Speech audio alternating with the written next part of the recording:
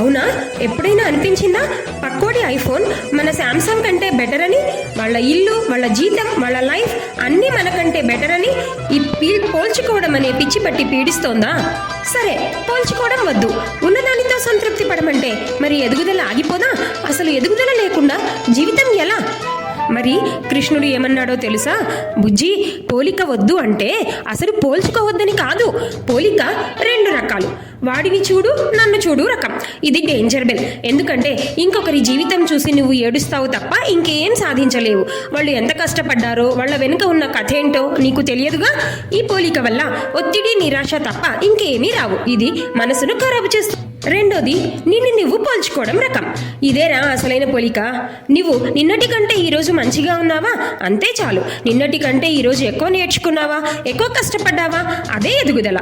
Science కూడా ఇదే చెబుతుంది. మన మెదడును ప్రోగ్రెస్ మీద ఫోకస్ చేయాలి, పక్క వాళ్ళ మీద కాదు.